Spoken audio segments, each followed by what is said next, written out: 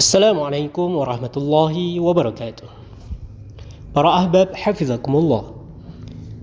Di video berikut ini marilah kita simak tentang 8 hal yang membatalkan puasa.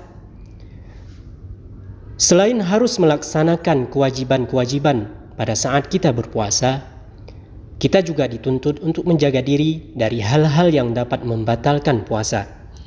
Dalam kitab Fathul Qorib dijelaskan bahwa perkara yang dapat membatalkan puasa meliputi beberapa hal. Berikut perinciannya. Pertama, sampainya sesuatu ke dalam lubang tubuh dengan disengaja. Maksudnya, puasa yang dijalankan seseorang akan batal ketika adanya benda atau ain yang masuk dalam salah satu lubang yang berpangkal pada organ bagian dalam, yang dalam istilah fikih biasa disebut dengan jauf, seperti mulut, telinga, hidung. Benda tersebut masuk ke dalam jauf dengan kesengajaan dari diri seseorang. Lubang atau jauf memiliki batas awal yang ketika benda melewati batas tersebut maka puasa menjadi batal. Akan tetapi selama belum melewatinya maka puasa tetaplah sah. Dalam hidung, batas awalnya adalah bagian yang disebut dengan muntaha khayshum atau pangkal insang yang sejajar dengan mata. Dalam telinga, yaitu bagian dalam yang sekiranya tidak dilihat oleh mata.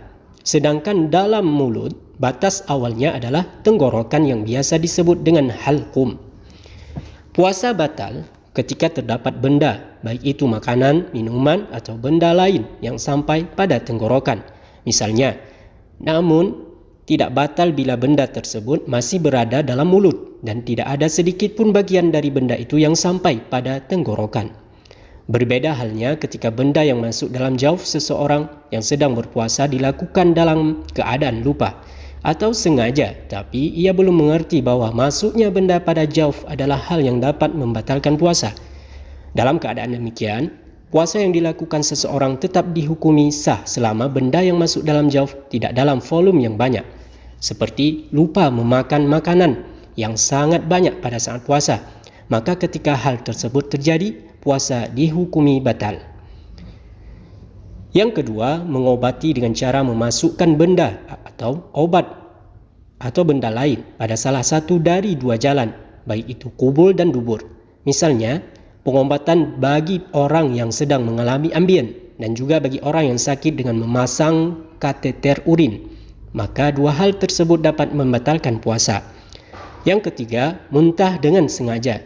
Jika seseorang muntah tanpa disengaja atau muntah secara tiba-tiba, ghalabah, maka puasanya tetap dihukumi sah selama tidak ada sedikit pun dari muntahannya yang tertelan kembali olehnya. Jika muntahannya tertelan dengan sengaja, maka puasanya dihukumi batal. Yang keempat, melakukan hubungan jima dengan lawan jenis dengan sengaja. Bahkan dalam konteks ini terdapat ketentuan khusus. Puasa seseorang tidak hanya batal, dan tetapi ia juga dikenai denda atau kafarat atas perbuatannya. Kafarat ini adalah berpuasa selama 2 bulan berturut-turut. Jika tidak mampu, maka ia wajib memberi makanan pokok senilai 1 mud atau 0,6 kg beras atau 3/4 liter beras kepada 60 fakir miskin. Hal ini tak lain bertujuan sebagai ganti atas dosa yang ia lakukan berupa berhubungan jima pada saat bulan Ramadan atau berpuasa. Kelima, keluarnya air mani disebabkan bersentuhan kulit. Misalnya, mani keluar akibat onani atau sebab bersentuhan dengan lawan jenis tanpa adanya hubungan seksual. Berbeda halnya ketika mani keluar karena mimpi basah atau ihtilam, maka dalam keadaan demikian puasa tetap dihukumi sah. Keenam, mengalami haid atau nifas pada saat berpuasa. Selain dihukumi batal puasanya, orang yang mengalami haid atau nifas berkewajiban untuk mengqadha puasanya. Dalam hal ini, puasa memiliki konsekuensi yang berbeda dengan salat dalam hal berkewajiban untuk mengqadha. Sebab dalam salat, orang yang haid atau nifas tidak diwajibkan untuk mengqadha salat yang ia tinggalkan pada masa haid atau nifas. Ketujuh, gila, majnun. Pada saat menjalankan ibadah puasa, ketika hal ini terjadi pada seseorang di pertengahan melaksanakan puasanya, maka puasa yang ia lakukan atau ia jalani dihukumi batal. Kedelapan, murtad pada saat puasa. Murtad adalah keluarnya seseorang dari agama Islam. Misalnya orang yang sedang puasa tiba-tiba mengingkari keesaan Allah Subhanahu wa taala atau mengingkari hukum syariat yang sudah menjadi konsensus para ulama atau mujma' alaih. Di samping batal puasanya, ia juga berkewajiban untuk segera mengucapkan syahadat serta mengqadha puasanya. 8 hal di atas adalah perkara yang dapat membatalkan puasa. Ketika salah satu dari 8 hal tersebut terjadi pada saat kita berpuasa, maka puasa yang dijalankan oleh seseorang menjadi batal.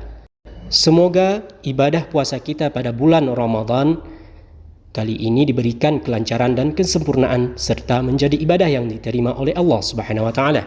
Wallahu a'lam bishawab. Wassalamualaikum warahmatullahi wabarakatuh.